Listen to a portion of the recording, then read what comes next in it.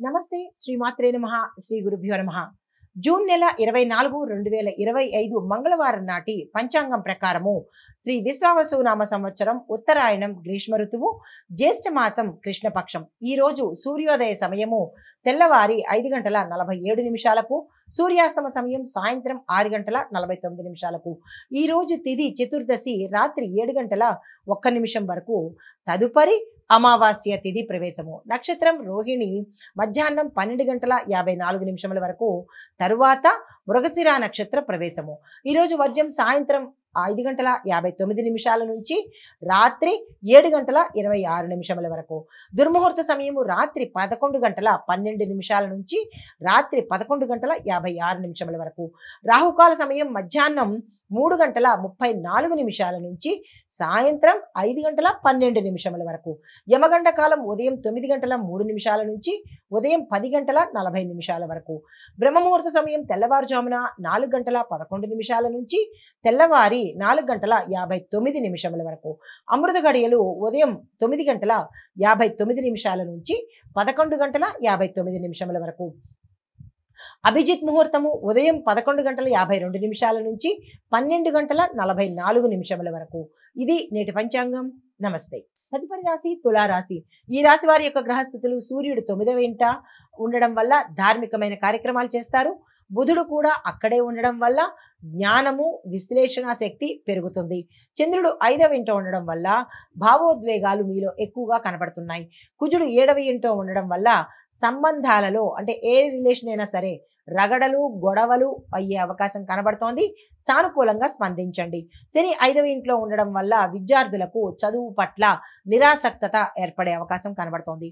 రాహు 6వ ఇంట్లో ఉండడం వల్ల శత్రువుల మీద పై స్థాయి అంటే విజయాన్ని సాధిస్తారు.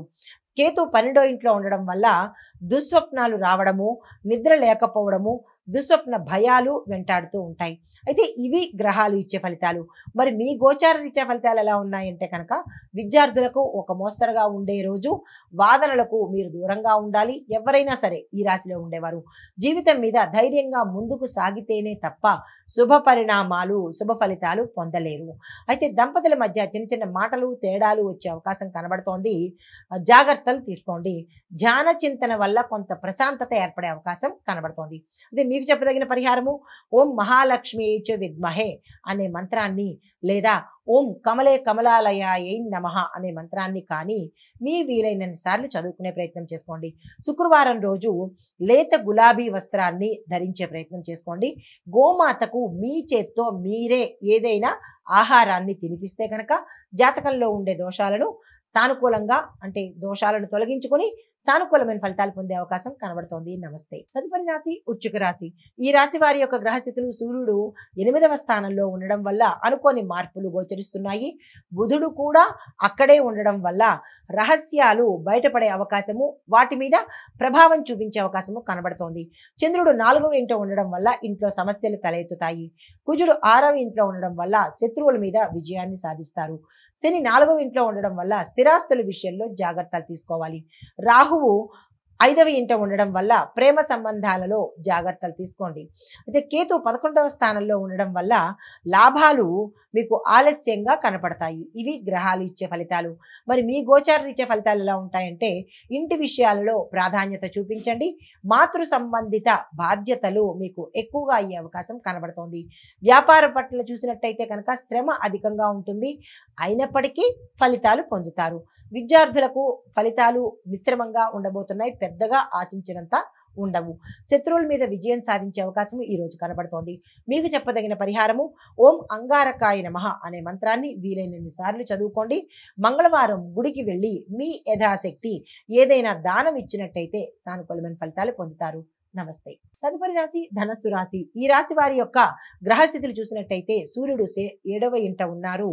ఆ ఫలితాలు సంబంధాలలో మీకు ఒత్తిడి స్ట్రెస్ ఎక్కువగా కనబడుతోంది.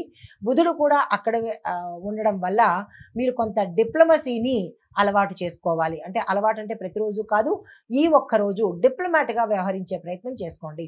చంద్రుడు 3వ ఇంట్లో ఉండడం వల్ల ధైర్యము, గమ్యం మీద ఒక దృష్టి అనేది మీకు ఏర్పడుతుంది. కుజుడు 5వ ఇంట్లో ఉండడం వల్ల ఆశయ సాధన సాధించుకోగలుగుతారు. శని 3వ ఇంట్లో ఉండడం వల్ల ప్రయత్నాలు ఇంకా చేస్తూనే ఉండవలసిన పరిస్థితి ఏర్పడుతోంది. రాహు 4వ ఇంట్లో ఉండడం వల్ల ఇంట్లో సమస్యలు తలెత్తే అవకాశం గోచరిస్తోంది. కేతు 10వ ఇంట్లో ఉండడం వల్ల ఉద్యోగంలో ఒత్తిడి, మానసిక ఆందోళన కలిగే అవకాశం ఉంది. ఇది రాసులు మీకిచ్చే ఫలితాలు. మీ గోచార రీత్యా ఫలితాలు సాహసానికి ఈ రోజు అనుకూలమైన దినము. ఏదైనా చర్చలు చేయాలన్నా, నిర్ణయాలు తీసుకోవాలన్నా, సాహసోపేతమైన పనులకు దేనికైనా ఈ రోజు కలిసి వస్తుంది.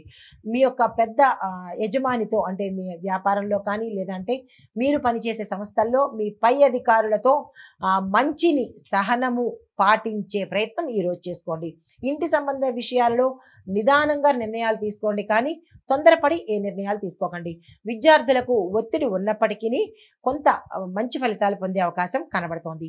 మీకు చెప్పదగిన పరిహారము ఓం బృహస్పతియే నమః అనే ఈ మంత్రాన్ని సాధ్యమైనన్ని సార్లు చదువుకునే ప్రయత్నం చేయండి.